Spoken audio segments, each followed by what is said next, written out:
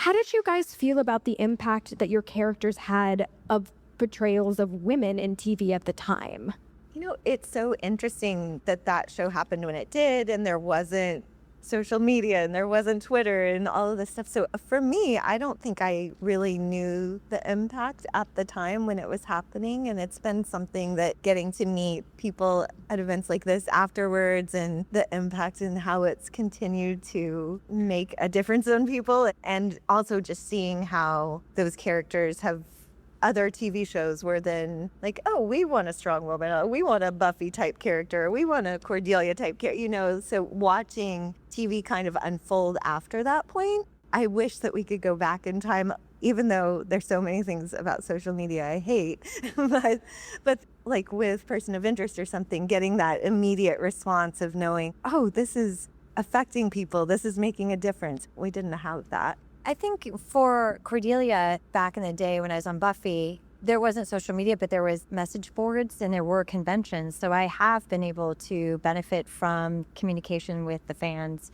from an early age. But I don't think, though, when I was doing that the character per se was really resonating with everyone as much as it was later during Angel. So again, to reiterate what she said, social media, I can imagine if we were on social media during Buffy and Angel, it would have just been bananas, cuckoo bananas. Which supernatural elements did you guys enjoy working with the most?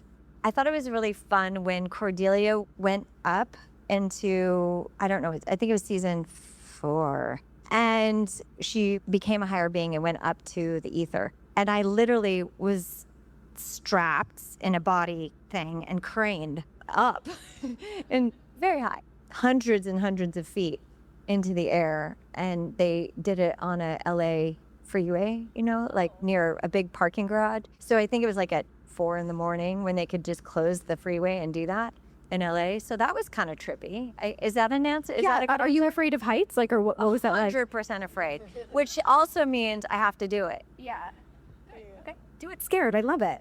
Do it scared. Yeah. While we were shooting, there was so much practical stuff, like Charisma was saying, that people just don't do that anymore. Like, you just don't. A lot of times people don't even wear like the colored contacts. They'll just change that. So we got to really act with these people instead of like a tennis ball or a green screen. They put makeup on and they spent a lot of time and a lot of artistry behind it. That being said, it was apparently very uncomfortable wearing all those monster makeups, and people would be very passing out, always complaining, itching. Can someone touch? I just remember thinking like, wow, these people complain a lot. It looks cool. And then I had to do an episode of Grimm and I had this makeup on and I was like, I feel like I need to call every single monster ever on Angel and say, how did you do that? It was the worst thing. When I did Buffy, I only had to do a prosthetic one time. And it was when Cordelia got the snake bite on her face. And I had to go into the special effects studio, which was like way out in the valley, super far, like 2 hours away, in Van Nuys maybe. And they did a whole head cast. Did you do that for Grimm? Yeah. Oh, in Grimm. I have a lot of issues.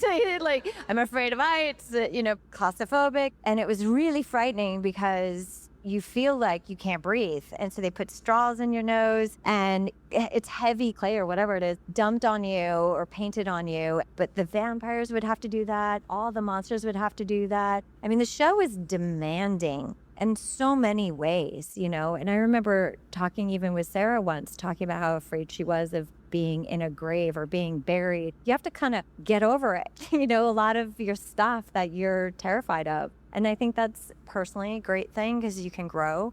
We have David Boreanaz here this weekend as well. And so I want to know, what was it like on set working with him and your other fellow cast members? What was the chemistry like on set with everybody? I really miss Andy Hallett. Andy was so funny. He was just a dear heart. He had these expressions like, oh, balls, like you see, he was like a old man in a young body. He just had funny old school ways of seeing the world and telegraphing his experience to the world. So that was always interesting and fun. And speaking of a lot of makeup and special effects. All right, we're going to take some questions from the crowd. You're up, my friend. What's your name? What's your question? This is not a strictly Angel question, but you both were able to look into the eyes of David Boreanaz, okay, James Masters, and also Jensen Ackles and Jared Pilecki, which is just not fair, all right? And I wanted to just say that I really wish that there had been, because you guys were all on WB and CJF at the same time, it would have been so cool to have a supernatural angel crossover. Yeah, we should have just been able to go onto their show. Wouldn't that be fun? Just thank you for being part of our world. And even though you don't know any of us, we all know you so well. And even though we're not your best friends, you guys are like our best friends. Thank you. So just so much. I have a funny story about what you just said about how you feel like we're your best friends. Right. So I went to go see Cabaret on Broadway with Eddie Redmayne the other day. And I had in December, before this past December, I had binged a Scandal. And I saw Bellamy with Tony Goldwyn at the thing, but I didn't realize that she was from Scandal. I thought she was a different person that I had met and worked with in LA a few years ago. So I go, oh my God, hey. And I give her this big hug. And she looks at me, she's like, oh, hi. And I go, it's Charisma. She goes, oh, I'm so sorry. I don't have my glasses on or whatever, you know. She was so sweet about it. She's like, she had no idea who I was. Right. And then they sit right next to me. What happened was when I pulled back, I clocked it was Tony Goldwyn. I'm like, oh, I thought I knew her because I binged Scandal. She's not my friend. I don't know her. Oh my God, I'm such an idiot. So then she sits down and Tony's next to me and Bellamy's next to him. And then I'm like sitting there, I'm like, oh my God. So listen, you don't know me. I'm so sorry. I thought you were so-and-so. This person. She's like, no, that's totally fine. No, don't we know each other from Jen? Da-da-da. I'm like, no, we've never actually met. But I just had to confess and tell you because I feel so embarrassed. She's like, it's fine. And Tony was laughing. And I'm like, I love the Scandal. Such an honor to be sitting next to you, Mr. President. This First Lady. It was, he's so cute. But yeah, that was, like, I get it. Yeah. You know what I mean? It happens to me, too. You're my bestie. Yeah. Oh, shit, I don't even know you. And you're like, I had to explain that to, like, Charlie from Charlie and the Chocolate Factory. I was, like, sobbing. I'm like, I've known you since you were a child. And he's looking at me like, lady. So I get it. Thank you. Thank you for being much. You're adorable.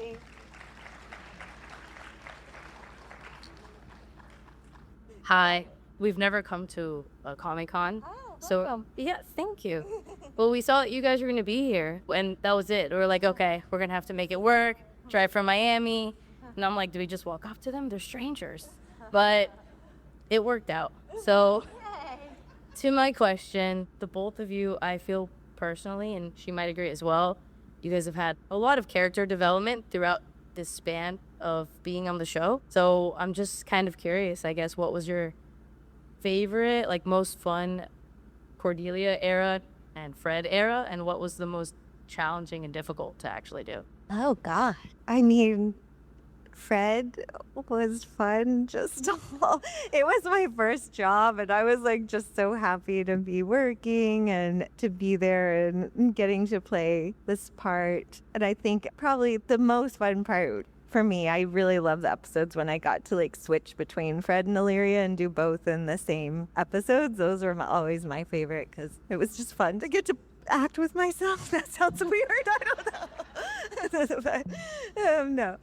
No. I just liked the different relationship, like doing the scenes with James or something, the Illyria and James whole vibe. I was like, I just want to do these scenes all the time because they would make me laugh so hard. And then I loved doing Fred stuff with Alexis. And so it just kind of every scene had something special about it, I feel. I would have to say one of my favorite episodes, the first thing that comes to mind is Spin the Bottle. When we all were together in the hotel lobby and we're all tripping and having our experiences, I thought that was a really fun time to all be together and be under the influence. And it was great to experience as a person to be able to watch how everybody chose the choices they made as an actor. You know, I always felt that I was surrounded and was really lucky with the talent that was on that set. So to see everybody do their thing was really fun. I always loved to fight.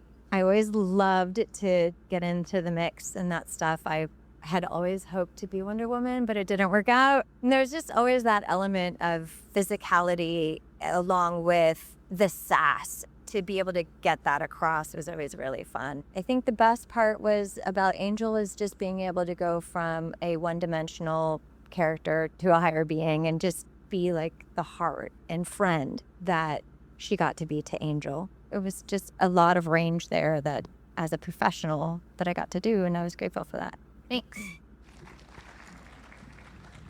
Hello, my name is Joelle. I'm from Canada. And I came all the way just for the Buffy and Angel cast. And my question is specifically for Amy regarding The Watchful Eye. We're so sorry it got canceled. But was there any plans for the future if season 2 was going to happen of anything that possibly would, any speculations? They didn't give us a lot of information, but I know that Chris, who I don't think it's a spoiler, my husband that I killed. But I know they had already said you're going to be on season 2 as a ghost. So he was going to be haunting me. So that was going to be fun because he's hilarious and so fun to work with. But yeah, Marielle and I pitched a lot of ideas that we thought were brilliant. But they never really showed us what they were thinking, though I know they had given them, they made it seem like it was coming back. They had picked up all of our contracts, and then just as the strike kept going on, I think they just decided not to do it. Right? They really did. It was an amazing show. Should have had at least a couple more seasons. Well, thank you. It was fun to shoot in Canada, too. Yes. Yes. Well, thank you so much. Thank you. Hi, I'm Allison. I'm from Brooklyn. I also came here specifically for y'all, and thank you so much for being here. Both your characters meant a lot to me as a young person, and so much of that is the care and the talent that you both brought. I was wondering, what is something that you wish you would have known at the beginning of your career, or the beginning of your time on either show that you know now? Like, what would you tell your younger self if you could? Right now, I feel like I still need to hear some. The business is constantly changing, and it's feeling like with everything that's happened the past few years with COVID and the strike and just the streamers and everything, I feel like every day I kind of have to wake up and be like, you do this because you love it, and it's all going to work out, and something great's going to come. But kind of, for me, I think it's that, just being able to have faith and to know that there's so many jobs along the way that I wish that I would have gotten, and then it ended up something else came along that was better or just as good, or I met a really great person out of. So just kind of knowing that things are going to happen when they're supposed to. I think the one thing that I would say is like to have a backup plan because you don't know how, with all the changes in the industry and in terms of like shooting a show and then like not having residuals anymore, because in modern days, networks are like pulling things off the platform altogether, and it's impossible later on in life. Like, as much as I love doing what I am doing, you don't always get to do it. I feel like I grew up at a time, and I was in the industry at a time that was most, I think, could be viewed by many of us as like the golden era, because before us, contracts were tough on actors, and now it looks like contracts are getting difficult going forward. And it's making it more difficult for you to maintain your health care. It's getting more difficult for you to, get the residuals for retirement and to qualify for your retirement for the most. So I'm grateful that I was doing it at the time that I was doing it. I think it was Sydney Sweeney was saying that she's a hot commodity and she gets to work a lot, like on White Lotus and Euphoria and whatever, but they're all on a network platform where there weren't residuals. And I think people are really surprised to hear that these big movie stars and TV stars that are all splashed on all the magazines aren't really still, like, they're not living that quintessential Hollywood life that maybe people think they are, and propped up on a hill somewhere in Hollywood behind a pearly gate. Like, that's just not the reality of most actors. And that's not my reality. So I think it's hard to keep going in an industry that is changing and constantly not respecting your art and your creativity and all that you give to be a part of a thing. Always have a backup plan would probably be the number one thing. Like, diversify, which is more popular now. Like, when we were growing up, branding was like a thing that you don't do. And all like the big stars like George Clooney and Brad Pitt, they would always do things out of like in Japan. Big movie stars would never do TV. And now it's very common to get, so now these big movie stars are taking our TV jobs and we're like, wait, or like a supermodel is crossing over into television and you're like, wait, like I can't be a supermodel. Hi, my name is Caitlin. I'm from Titusville, Florida. I wanted to know who in the Buffy Angel verse, who was your favorite couple and why? My favorite couple is obviously Angel and Cordelia. Yes. I mean, Angel Cordelia is hard to beat. I also, for my Buffy, it would probably be Willow and Tara. My question's a little similar to hers. Your characters had several different relationships through both shows with you and through Angel with you. Who do you think your character should have ended up with? There was a happily ever after for your character. I honestly don't know. I feel like Cordelia was kind of a solo lady, her and her cats. She doesn't have cats, but meow. And Maria, I'd probably say Fred and Wesley. Yeah, that's what I would. With you and Wesley, when you were Illyria and he was signed, was it very hard for you? That day in general, because that was actually the last day that we shot, so we knew the whole thing was over, and I love Alexis as a human and working with him so much. And so just doing that was like the final scene we shot for the show, and there was lots of crying. It wasn't hard to cry on screen, is all I'm saying. Yeah, it was really sad. Thank you guys so much again. Thank you for all your questions. Before we wrap it up, any thoughts you guys want to leave us with here this afternoon? Just how much we appreciate all of you and being here, and how special it is that you guys still love the show and care. And it's so fun to then give us the opportunity to reconnect with each other as well. So it's really special. Thank you. Thank you guys so much for being here this weekend. One more time, everybody, for Amy, Acker, and Charisma Carpenter!